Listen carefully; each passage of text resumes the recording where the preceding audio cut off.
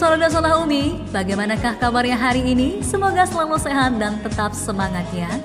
Dan untuk pertemuan ini, kita masih berkisah atau belajar mengenai masa kanak-kanak Nabi Muhammad SAW.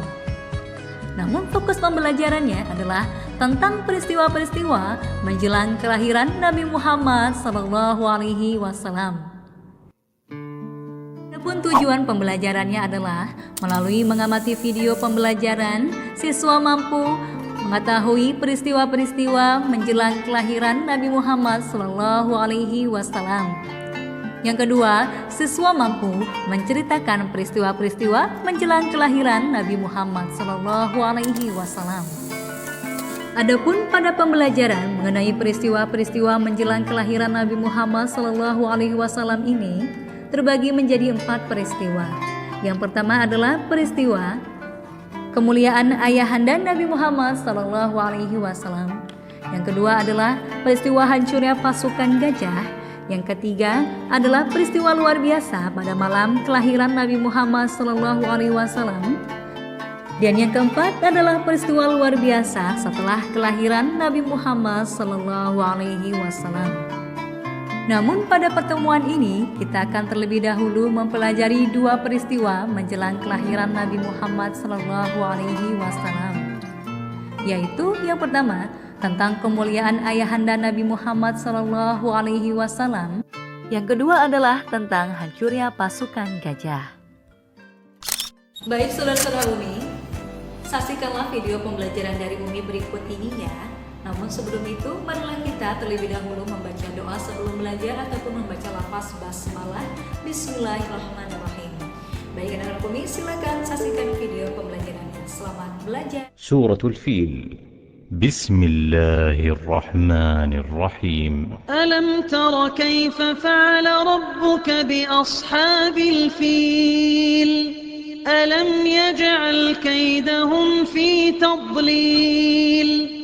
وأرسل عليهم طيرا أبابيل ترميهم بحجارة من سجيل فجعلهم كعصف مأكول. Peristiwa-peristiwa menjelang kelahiran Nabi Muhammad SAW. Yang pertama adalah kemuliaan ayahanda Nabi Muhammad SAW. Seperti yang sudah kita ketahui bahwa Abdul Muthalib adalah kakek Nabi Muhammad SAW, merupakan orang yang dipercaya memelihara serta menjaga Ka'bah dan sumur Zam-Zam. Suatu ketika Abdul Muthalib mengajak penduduk Mekah bergotong royong memperbaiki sumur Zam-Zam. Namun banyak yang menolak ajakan itu dan hanya beberapa orang saja yang membantunya. Bahkan anaknya yang bernama Al-Haris yang waktu itu merupakan anak satu-satunya yang setia membantu penggalian sumur Zam-Zam tersebut. Pada waktu kesulitan itulah Abdul Muthalib bernazar atau bersumpah. Jika ia dikaruniai 10 anak laki-laki, ia akan mengorbankan 1 di antaranya. Dan ketika Abdul Muthalib telah dikaruniai 10 anak laki-laki, nazar tersebut pun benar-benar dilaksanakannya. Dan untuk menentukan siapa yang akan dikorbankan, Abdul Muthalib pun melakukannya dengan cara mengundinya. Namun undian itu jatuh kepada Abdullah yang merupakan ayahanda dari Nabi Muhammad SAW. Padahal tahukah anak Umi yang soleh dan soleha, Abdullah adalah putra kesayangan dari Abdul Muthalib dan juga sangat disayangi oleh saudara-saudaranya. Dan atas saran kaum Quraisy serta saran seorang perempuan ahli nujum atau ahli ramal dari Hijaz, undian itu pun harus diulang bukan dengan anak-anaknya, tetapi dengan 10 ekor unta. Namun hasil undian itu tetap jatuh kepada Abdullah. Oleh karena itu kaum Quraisy pun menambah lagi 10 ekor unta. Demikianlah undian itu diulang-ulang hingga jumlah unta pun mencapai 100 ekor.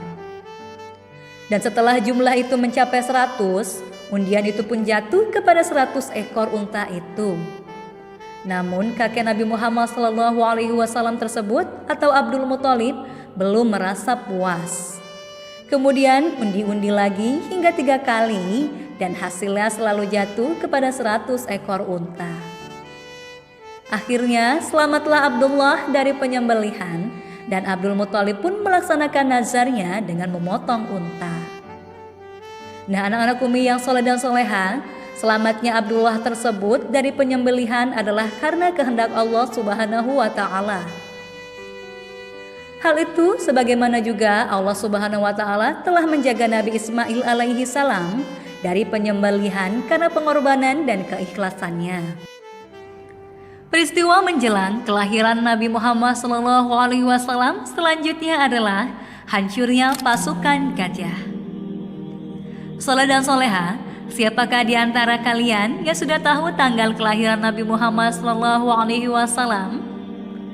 Ya, Nabi Muhammad SAW lahir pada tanggal 12 Rabiul Awal tahun gajah.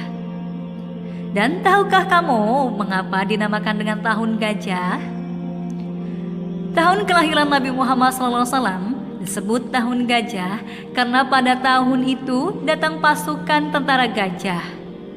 Dan pasukan itu dipimpin oleh seorang raja dari negeri Yaman yang bernama Abraha. Disebut tentara gajah karena Abraha dan tentaranya datang dengan membawa pasukan gajah. Abraha datang bermaksud menghancurkan Ka'bah agar bangsa Arab tidak lagi datang ke Mekah untuk berziarah, melainkan berziarah ke sebuah bangunan megah yang telah dibangunnya di negeri Yaman. Dan tahukah ketika melihat pasukan Abraha yang banyak dan kuat itu, Abdul Muthalib yang merupakan kakek Nabi Muhammad SAW merasa bahwa penduduk Makkah tidak mungkin dapat melawannya.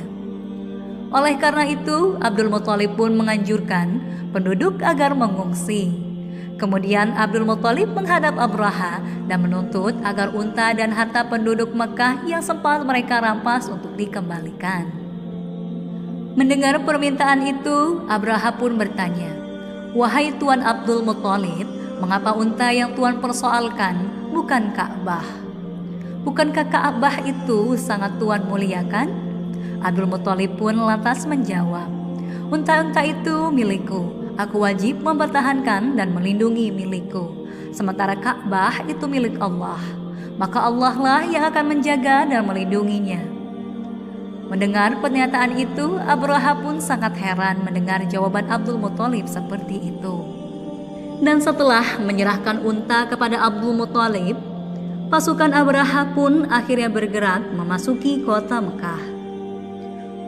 Mereka sudah siap untuk menghancurkan Ka'bah. Tetapi Allah Subhanahu wa Ta'ala menjaga dan melindungi rumah suci itu. Allah Subhanahu wa Ta'ala mengutus segerombolan burung ababil yang membawa batu kerikil yang sangat panas dari Sijil. Tahukah Sijil adalah tanah yang terbakar? Dan burung-burung tersebut akhirnya melempari tentara Abraha sehingga pasukannya hancur binasa. Lalu selamatlah Ka'bah dari kehancuran karena pertolongan Allah Subhanahu wa Ta'ala. Dan peristiwa ini dijelaskan oleh Allah Subhanahu wa Ta'ala dalam surat Al-Fil ayat 1-5. Baik, demikianlah peristiwa-peristiwa menjelang kelahiran Nabi Muhammad SAW. Kesimpulannya ada 4 peristiwa-peristiwa. Namun yang kita pelajari pada pertemuan ini ada 2, yaitu mengenai kemuliaan ayahanda Nabi Muhammad SAW, dan yang kedua adalah tentang hancurnya pasukan gajah. Sedangkan untuk peristiwa lainnya kita akan pelajari pada pertemuan selanjutnya. Adapun hikmah ataupun ibrah yang dapat kita teladani dari pelajaran ini adalah bahwa tidak ada satu kejadian pun yang terjadi di muka bumi ini terlepas dari kehendak dan pengetahuan Allah Subhanahu wa Ta'ala. Tidak juga terlepas pada peristiwa-peristiwa menjelang kelahiran Nabi Muhammad SAW, yang pastinya ada hikmah yang terkandung dalam setiap kejadian tersebut. Nah, saudara-saudara Umi, sampai di sini dulu pembelajaran kita hari ini. Semoga bermanfaat dan menjadikan kita pribadi yang lebih baik lagi ya. Kami akhiri, wassalamualaikum warahmatullahi wabarakatuh.